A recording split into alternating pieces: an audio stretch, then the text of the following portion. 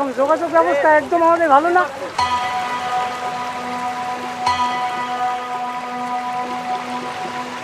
Pair নৌকো ডুবাই দিয়া নৌকো দুইয়ে দুইয়ে লইয়ে বাড়ি চলে গেছে।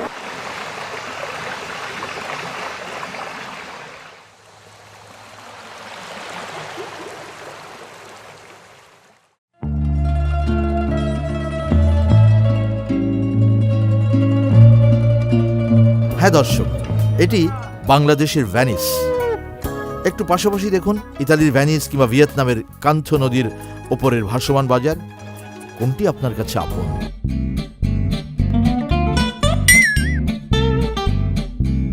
দর্শক, ভিয়েতনামের ক্যান্থো নদীর ভাসমান বাজার থেকে চা নিলাম আর পান করছি বাংলাদেশের ঝালকাঠির কীর্তিপাশা নদীর উপরের ভাসমান বাজার থেকে।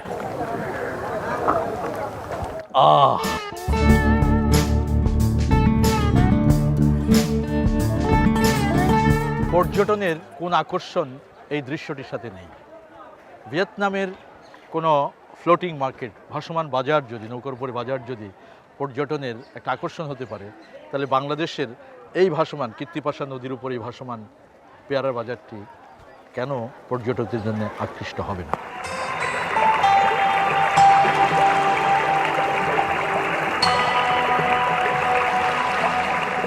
এখন শুধুই ট্যুরিজম মানে ঘুরে দেখা না, যে ট্যুরিজমের যে আসল রূপটা আমরা জানতাম সেটা না। এখন ইকো ট্যুরিজম এসছে, অ্যাগ্রো ট্যুরিজম এসছে। আমরা এই অ্যাগ্রো ট্যুরিজমের ভিতরে এই জায়গাগুলোকে খুব সহজেই তুলে আনতে।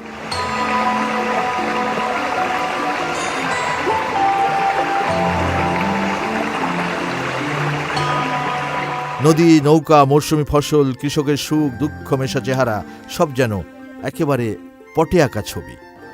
ছবিই কথা বলছে। ছবিতে যে সমৃদ্ধি আর বৈচিত্র্য দেখছেন, কাছে আসলে এর রূপ যেন পাল্টে যায়। দূর দূরান্তের নদীপথ পেরিয়ে এই বাজারে কৃষক যেন বাংলার আপেল খ্যাত পেয়ারা নিয়ে এনেছেন কষ্টের বোঝা, কারণ সে পেয়ারার দাম পাচ্ছেন না। এক মন পেয়ারা পারতে খরচ হয় 100 টাকা। এই তো গত কয়েকদিন আগে 50 টাকা মনও বিক্রি করছে, কিন্তু খরচই আছে পারতে 2 টাকা খরচ হয়। কোনোদিন তারা করে কি যে নৌকা ডুবাই দিয়ে যাওয়া লাগে। জীবনে পেয়ারার জীবনে এরকম ধরনের দাম যায় না। কত করে মন যাচ্ছে? আরে পেয়ারা বেশি 10 টাকা করে মন।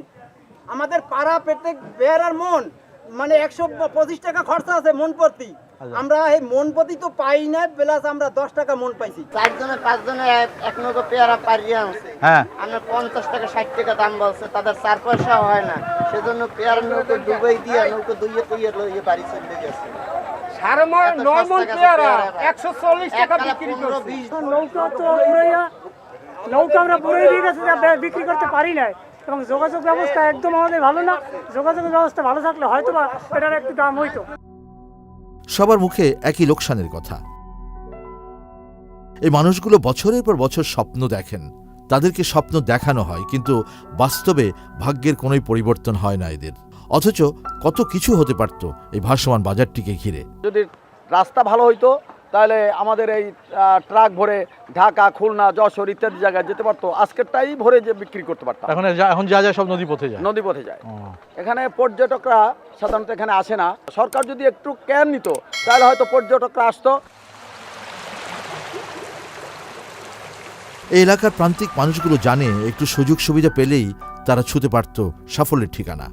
তখন নদীকেন্দ্রিক এই এলাকাটি পরিণত হতে পারত সমৃদ্ধ ক্ষেত্র। সেই গন্তব্য ছোঁয়ার জন্যে যেন সংগ্রাম চালিয়ে যাচ্ছে এখানকার মানুষ যুগ যুগ ধরে।